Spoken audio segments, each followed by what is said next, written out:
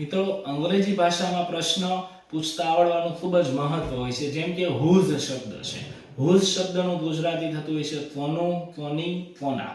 બે નિયમ છે. એપોસ્ટ્રોફી એસ વાળો કોઈ પણ શબ્દ આપેલો હોય તેનું ગુજરાતી થતું હોય નો, ની, નું, ના, અથવા તો સંબંધક વિપત્તિ માય, માઇન, હીઝ, હર આવો કોઈ શબ્દ આપ્યો હોય માલિકી દર્શાવતો હોય. જેમ કે ધીસ ઇઝ માય હોમ, તેનો પ્રશ્ન બનતો હોય છે whose home is this.